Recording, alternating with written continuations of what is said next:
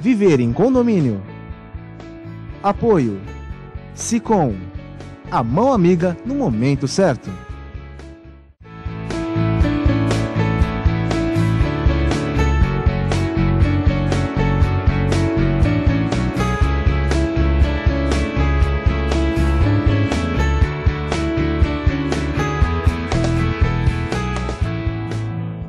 Olá, meus amigos, estamos iniciando mais um programa Viver em Condomínio aqui na TV Com, canal 11 da NET. Obrigado pela sua participação, obrigado pelo seu prestígio, obrigado por escrever para nós aí no nosso endereço, que está aparecendo na sua telinha, no Facebook, lá no Sicom também. A sua participação é sempre muito importante. Hoje o nosso programa vai falar de bastante energia, você vai entender ponto por ponto. Rubens Moscatelli, presidente do Sicom, nosso comentarista. Rubens, tá tudo bem? Tudo certinho. É um programa energético, isso eu preciso entender. É energético ou de energia? Não, de energia. Então a energia de tudo quanto que é tipo, então solar, não solar, elétrica. Olha, eu estou aprendendo muito aqui no nosso bate-papo antes do início do programa. Eu já vim tirando algumas dúvidas aqui. O famoso resumão, né? Além do resumão, eu sou um leigo completo. A única coisa que eu sei bem de energia é acender o interruptor. E outra... A minha esposa, que me acompanha também o programa, ela sabe disso porque ela me proibiu de mexer com eletricidade em casa. Ótimo. Você imagina quais foram os efeitos que eu já causei tentando mexer, então não mexo mesmo. Mas está conosco o Washington Luiz, é engenheiro eletricista, ele é proprietário da Canal 3 Engenharia. Muito obrigado por ter aceito o nosso convite e nós vamos tirar de você aqui várias informações. Vamos lá, muito prazer também estar aqui, que era ela, Dr. Rubens. Vamos lá. Muito bem. Gente, nós estávamos aqui, isso aqui eu já quero falar com um ponto que é importante para vocês. A gente vive em épocas aqui de muita chuva, né? E as questões dos condomínios, vou começar com o Rubens Moscatelli, que é uma questão de segurança, inclusive, dos para-raios, né? Como que você que está ali à frente do seu condômino, e você síndico à frente do prédio, como é que você está lidando com isso? Qual que é essa questão do para-raio? Qual o dever obrigacional de tê-lo, de não tê-lo? Rubens, passa um pouquinho, depois nós vamos passar a parte técnica para o Washington. A questão do para-raio ela é muito importante e tem que ser levada em consideração algumas normas regulamentadoras federais, né? Lei federal também. Elas dizem respeito à quantidade de metros de altura da edificação, a possibilidade de ocorrer raio. Você sabe que no Brasil é o segundo ou é o primeiro país no mundo que mais recebe raio. É impressionante, a gente vê isso. Na terra toda. Descarga toda. E nosso estado de São Paulo se não é o primeiro, é o segundo no Brasil que também tem essa incidência. Eu vou perguntar para o engenheiro qual que é a explicação por isso tudo. Não sei se é a estrutura geográfica ou é a questão climática junto com a geográfica. Aí já o advogado não tem como entrar, eu sou mero curioso, né? Mas eu ouço muito informação. Quando a informação para poder cobrar os danos, né? Com certeza, mas veja só, isso leva para o síndico, principalmente, que é o responsável, o representante do condomínio, uma obrigação técnica, porque veja, ele embora tenha qualquer tipo de profissão que ele tenha abraçado na formação dele, ou até mesmo uma técnica que ele tenha, ele não está obrigado a conhecer profundamente, mas ele tem que saber que ele tem essa obrigação de contratar alguém que vá cumprir as regras, que não adianta fazer economia, que eu costumo brincar que é a economia do palito, que não resolve, que depois a coisa vai voltar contra ele. Então tem que ser qualidade técnica, a pessoa que vai fazer, a empresa ou a pessoa física, tem que ter garantia de trabalho, tem várias coisas que são obrigatórias, então tem que ter credibilidade naquilo que vai fazer, até porque vai cuidar de vidas ou de equipamentos que poderão ser atingidos por conta de uma descarga elétrica. Exatamente. Né? Washington, deixa eu lhe fazer uma pergunta aqui. Para-raio, aí o Rubens já deu uma bela introdução. Uma boa introdução, né? Nós temos o que oferece efetivamente de segurança ou risco se ele não for devidamente instalado, né? Então, vamos abordar um pouquinho a parte técnica. Essa norma ela foi atualizada em 2015, em junho de 2015. Para vocês terem uma ideia, ela tinha 38 páginas foi para 380. Nossa! Então, está muito mais exigente. Você vê hoje em dia para-raios mal instalados, assim, não de acordo, né, com essa atualização, com apenas uma descida, que é o para-raio dividido em 3 partes. A captação, que tem o mastro, tem o captor lá, tem as descidas, né, de alumínio ou cobre, e tem um aterramento. Então, essas descidas têm que ser a cada 15 metros, em geral, assim, né? Tem um cálculo lá que a gente faz, mas edificações habitacionais, uma descida a cada 15 metros. Um anel, uma malha de aterramento interligando cada haste, cada descida dessa. Então você vê que tem muita coisa para fazer. E antigamente isso era feito através de um cabo externo. Isso não existe mais, né? Então, nas edificações novas, tem uma abertura na norma que chama descida estrutural. Então aproveita as próprias vigas, as ferragens das vigas de descida, porque hoje os prédios eles têm 360 graus praticamente, né, de varandas, né? Então não tem como fazer descidas externas. Existe uma obrigatoriedade de substituição para esses para-raios antigos para os mais novos, ou eles se mantêm eficazes ainda? Então, como que a gente explica isso para o síndico, né? Eu preciso colocar um laudo para ele de que ele está de acordo com a norma vigente. Perfeito. Entendeu? E a norma mudou, né? A norma alterou. Então eu não posso dizer, eu estou dando um laudo aqui conforme a norma de antes de 2015. Não, está fora da norma. Isso, exato. Até porque o Washington Luiz, como engenheiro elétrico, ele vai responder tecnicamente aquilo que ele está laudando. Ele está assinando lá, não é? Exato. E aí você tem encontrado isso com os prédios antigos sem a preocupação dessa mudança? Muita frequência, muita frequência. E olha, você que é síndico que está nos assistindo, essa preocupação recai sobre a pessoa do síndico. Rubens, explica para o nosso colega síndico aí como funciona. Olha, o síndico, ele tem como eu falei antes, ele tem que se cercar de pessoas que tenham conhecimento específico em algumas áreas, essa é uma delas, para que ele tenha parâmetros adequados dentro da legislação, porque ele é o responsável pela contratação e pela manutenção. E acho que o Washington vai falar sobre isso, mas já vou me adiantar. Quando é que tem que fazer a manutenção? É periodicamente ou toda vez que houver uma descarga elétrica. Porque na hora que tem a descarga elétrica, acabou a proteção que existia ali. Então quer dizer o quê? Na hora que bater o raio no para-raio, tem que dar manutenção. Exato. Então, o síndico ali, né, tem que procurar uma empresa para fazer uma inspeção. Porque pode ter queimado os cabos, pode ter queimado o captor, né, captação. Então, precisa fazer uma preventiva, né, que a gente fala. Nesse caso aí vai ser uma inspeção corretiva, né, mas a preventiva que o Dr. Rubens comentou é a cada 6 meses. Era a cada 1 ano. Já diminuiu para 6 meses. Isso, ela atualizou a cada 6 meses. Veja que eu ia falar que era 1 ano, mas eu falei assim, mas mudou alguma coisa, eu não vou falar. Agora, deixa eu falar aqui para você que está nos vendo aí em casa, que você costuma dizer assim, não se preocupa não, porque se o prédio vizinho tem, o meu não precisa ter. E tem aquela outra frase célebre com relação a raio. O raio não cai 2 vezes no mesmo lugar. Né? Ele cai 3, aí cai 4. E essa ideia aí, o vizinho tem, não preciso ter, é um papo furado, né? Então, tem uma lei municipal, número 84, que de junho de 93, julho de 93, 14 de julho de 93, que diz que toda edificação com 3 pavimentos, que seria, né, térreo, primeiro andar, segundo andar, é obrigatório a instalação do para-raio. É o chamado predinho de 3 andares, né? É o predinho de 3 andares. Nisso, né? Isso, até sobrepostos. Tendo um térreo, primeiro andar, né, e o segundo já entraria. Tem que ter. Tem que ter. Então não tem essa de que, se o meu vizinho tem, eu estou despreocupado porque não cai no meu. Não é assim. Vai chamar o raio para lá. Não é assim. Isso não funciona. O raio não escolhe onde é que ele vai, eu vou cair aqui, não vou cair ali. E nós estávamos falando, a nossa localização geográfica, ela proporciona um número maior e isso tem uma explicação científica. Isso, então, toda a região litorânea aqui, né, eu não sei se é pela montanha aí, né, pela serra, que tem uma concentração bem grande aqui de descargas atmosféricas.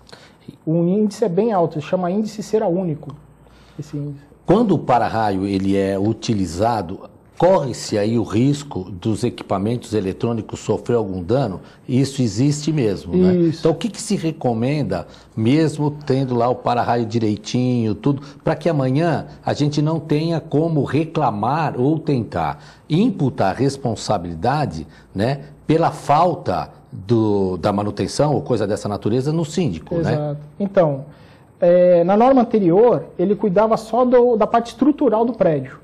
Então, o para-raio, ele protegeria a parte estrutural do prédio. Partes eletrônicas, equipamentos, não protege. Nessa nova atualização, ele incluiu chama dispositivo de proteção de surto, que é obrigatório em outras normas, NBR 5410, isso desde 2004, que é obrigatório, todo quadro elétrico tem que ter esse dispositivo. Que ele é para proteger os equipamentos elétricos. Que ele corre, que ele corta quando há uma sobrecarga de energia.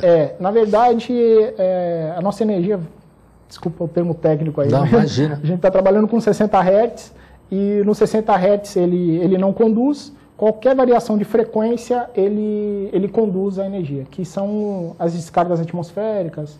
Essa questão, então, conduz a energia. Pô, isso é interessante, viu? Agora, eu queria vou fazer uma pergunta aqui, Rubens, já para botar pimenta na nossa conversa, porque até agora a gente só parou o raio, né? Vamos mandar né? Pimenta também gera energia. Exato. Então, vamos mandar um raio, né? Essa energia, essa variação de energia que a CPFL nos manda, tem como a gente controlar isso, apesar que em Santos isso não existe com muita frequência. Mas a gente sentiu uma época aí que isso estava acontecendo, principalmente em época muito quente, de pico de consumo de energia através dos ar-condicionado. Como é que isso funciona? Como a gente consegue monitorar essas coisas? Então, como eu estava dizendo lá dos 60 Hz, né? A Eletropaulo, a CPFL, aí ela nos entrega uma faixa de tensão ali, 220 volts, 127 volts, nessa frequência. Qualquer variação, uma perturbação na rede, cai uma árvore na rede, isso aí vai impactar, vai ocorrer um desligamento na subestação, a gente tem uma proteção lá que chama de um disjuntor, né, de média tensão.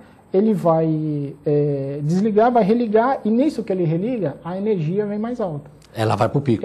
Ela dá um pico. E esse equipamento, dispositivo de proteção de surto, ele é para evitar esse pico. Ele drena essa energia para a terra, para o aterramento. Para não queimar ninguém lá em cima. Nós vamos fazer um intervalinho comercial, daqui a pouco a gente volta, nós vamos lidar com essas questões também da fiação dentro do seu apartamento. Espera um pouquinho, daqui a pouco a gente volta.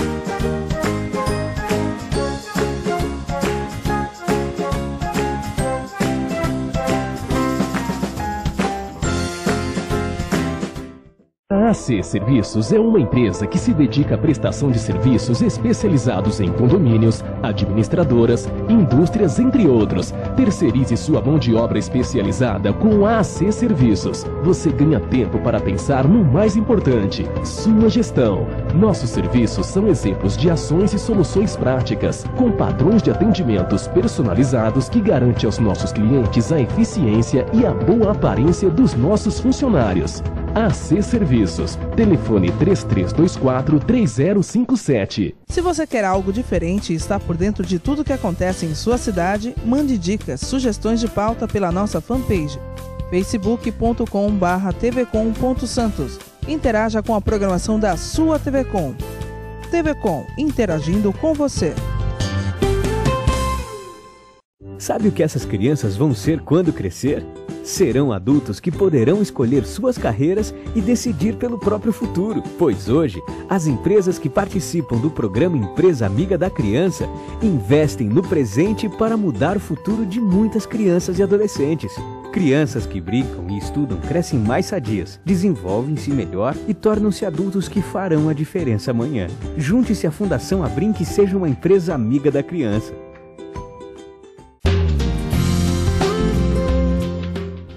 Apoio ACESP, Associação dos Canais Comunitários do Estado de São Paulo. Doar sangue é um ato de solidariedade, cidadania e amor. Faça parte dessa ideia. Seja você também um doador. Doe sangue. Dê um presente de vida a quem necessita. Apoio TVCom.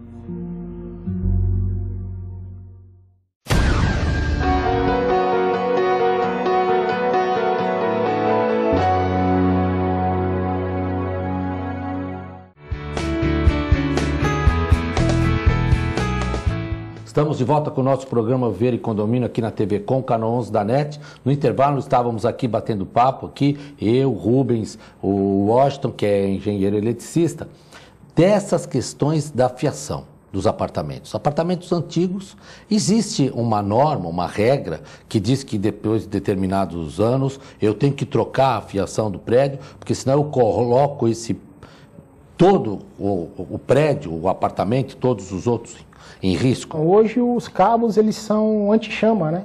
Ele já está preparado para um caso de uma sobrecarga, uma sobrecorrente, né? Um curto-circuito. E nos cabos anteriores, né? Nas construções antigas, você não vê isso, né?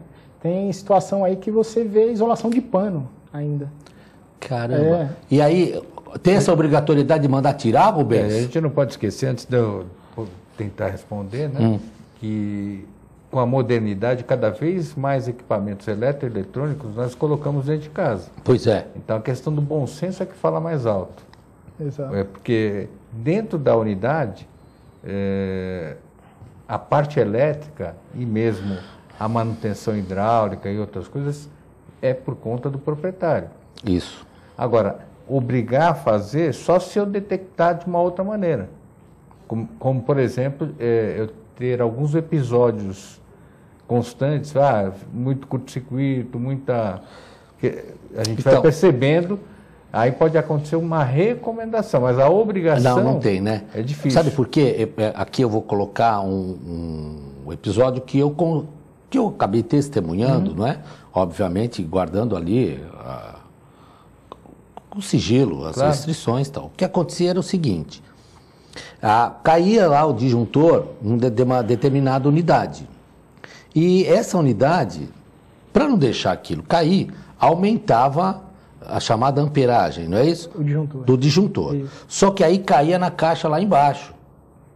E aí os caras começaram a perceber que algo estava errado, porque estava mal dimensionado. Correto. E aí eu consigo gerar essa responsabilidade? Então, hoje, a bitola mínima de um cabo dos apartamentos, assim, né, que a gente faz o projeto para a CPFL, é 16 milímetros quadrados.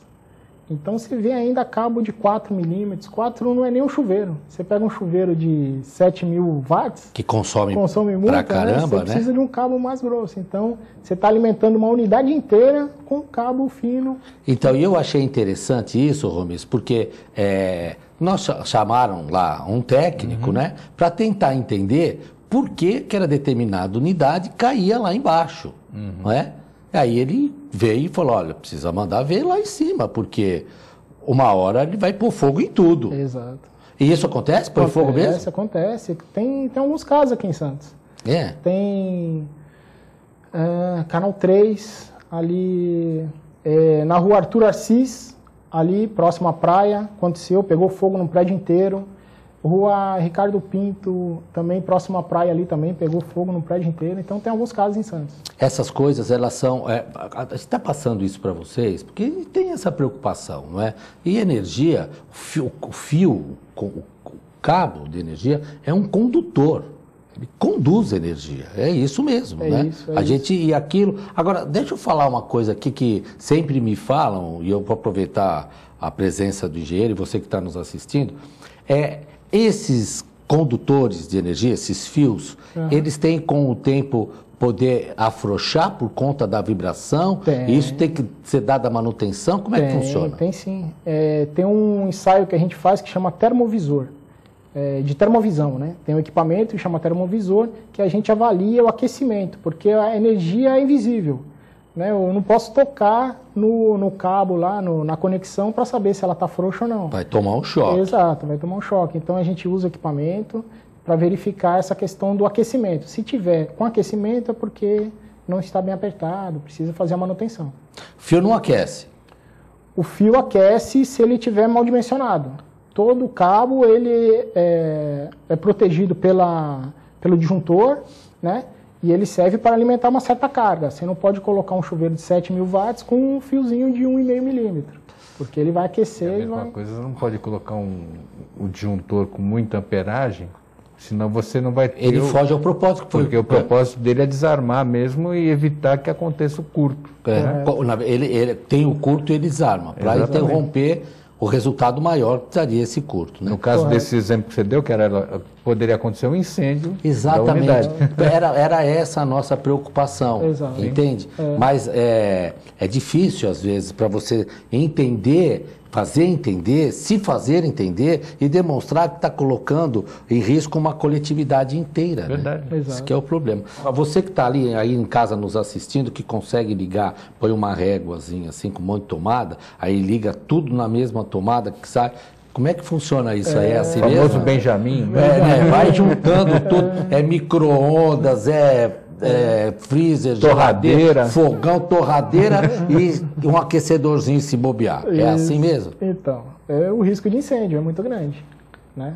Tem que estar bem dimensionado, por isso que precisa de um projeto, precisa distribuir as cargas, né? Não importa que as tomadas passam pela mesma rede, mas que elas sejam separadas, é isso, não é? Correto, então, bem distribuídas ali, o projeto vai dizer isso. Muito bom. Gente, aproveita aqui, nós temos aí o engenheiro eletricista Washington Luiz, que é lá do canal 13 Engenharia, para dar uma olhadinha aí na sua casa, aí no seu apartamento, e ver realmente o que está acontecendo aí. Nós temos aqui 4 minutos para terminar o nosso programa, mas nós queria tratar de um assunto que é extremamente interessante, que é a energia solar. E nós estávamos conversando que é uma energia limpa, que é uma energia que tem um custo-benefício muito bom. Isso. E aí os prédios já estão começando a implantar para o uso de área comum, que já é um primeiro. Para todas as unidades, talvez não tenha espaço para isso, né? Correto. O Rubens, você já tem visto alguns, né, implantando isso para área comum, não é assim? Alguns projetos já têm, sim, áreas comuns, porque ainda a tecnologia não chegou ao ponto da captação pelas placas de um volume maior do que ela já capta. Por conta da dimensão. Tem o tamanho maior de espaço de armazenamento. O Washington estava até falando, depois ele pode detalhar, que teria que ter não sei quantas placas para uma unidade autônoma e aí você teria que ter um terreno muito grande para colocar todas essas placas, tem a questão de manutenção, tem várias coisas envolvidas. Mas sim, tem um outro dado que você não falou ainda, que eu vou falar agora, que é a possibilidade da geração de energia ser, inclusive, fator de renda para o próprio condomínio. A energia solar se presta a isso. Muito bem. Washington, uma coisa que é interessante isso, né? A gente tem a captação da energia solar, transformando ela nessa energia através das placas, né? Isso. E isso já tem se utilizado aí para alguns prédios para diminuir o uso comum, não é? E para as unidades é mais difícil. Isso. Você acha que a gente vai ter tecnologia o suficiente para poder diminuir, compactar o tamanho das placas com mais energia e já edificar projetos e prédios autônomos com própria energia? Tem. Então, hoje a placa ela tem 2 metros quadrados e ela gera 260 watts, assim, em média, né? Então, limita isso. Eu preciso de uma área, né? Se eu tenho tantos watts lá para um consumo lá, né? 500 kWh que se consome no mês. Então eu vou dimensionar, né, o projeto lá vai dimensionar quantas placas são necessárias. Isso aí impacta na sua área de telhado, né? Onde você vai instalar, entendeu? Depende da área que vai influenciar na quantidade de placa. E aí a gente tem uma possibilidade também de você produzir em num outro lugar. Por exemplo, se eu tenho um sítio, quero produzir energia lá, eu posso negociar essa energia com uma companhia de energia. Correto. E abater na minha conta de luz? Sendo da mesma concessionária. Perfeito. Né? A área da CPFL aí envolve Santos, Cubatão, São Vicente. Se você tiver uma propriedade com um telhado grande em Cubatão, você pode instalar lá e abater da sua conta aqui em Santos. Então, na verdade, eu negocio essa energia que eu produzo, eu vendo para a concessionária, exato. E a concessionária, ao invés de me pagar, bate na minha conta. Correto. E o custo-benefício disso? O que a gente aqui, claro que é um cálculo a grosso modo, né? Uhum. Representaria isso um investimento para eu começar dali ter lucro, isso. Pagar a conta e não pagar mais energia. Então, hoje está em 5 anos. A média dos projetos está em 5 anos. Então, você pega a sua conta de luz, multiplica por 60, vai ser o valor do investimento. Só que a durabilidade dele é de 25, 30 anos. A manutenção? Manutenção mínima. Mínima. Mínima. Eu conversei já com um alemão uma vez, e ele tem... Eu estava falando para ele que a gente está começando aqui no Brasil, ele falou, nossa, mas na minha casa 30 anos atrás já tem energia solar. Pois é, já não paga mais a conta, né? Isso. Mas nós vamos chegar lá. E falando nisso, nosso programa chegou ao final, né? Cheio de energia ainda, mas acabou. Rubens Moscatelli, suas considerações finais. Bem elétrico, né? Bem elétrico, é isso mesmo. Não, é uma questão importante, a gente tem que prestar atenção nas questões de manutenção, na parte elétrica, na parte de prevenção de riscos, o para-raio é um exemplo disso, e principalmente na possibilidade de você fazer uma projeção, como nós falamos agora no final, de até ser um gerador de energia que pode abater o custo do condomínio. Mas tudo é questão do planejamento. E foi importante aqui a vinda do Washington Luiz, viu? Agradeço a tua presença. Eu que agradeço. Né? Foi um prazer estar aqui, né? Passando um pouco de conhecimento da minha área e principalmente alertando o pessoal em casa, né, que para cuidar da questão de segurança, né, verificar a fiação elétrica, verificar o para-raio, porque isso aí envolve vidas, né? Muito bem, olha, eu quero agradecer o Washington Luiz, é engenheiro eletricista, ele é proprietário da Canal 3 Engenharia. Qualquer dúvida que você tiver, procura aparecer nos seus caracteres, para entre em contato com eles, para rever o seu projeto, aumentar ali a segurança nas questões de energia dentro da sua casa. E você que nos assiste, muito obrigado por ter participado, nos acompanhado até o final do programa. Continue com a programação da TV Com, fiquem com Deus e nós nos veremos na próxima oportunidade.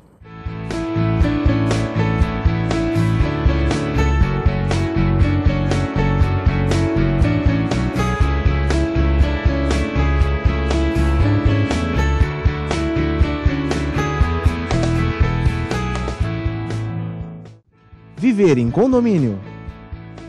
Apoio Sicom, a mão amiga no momento certo.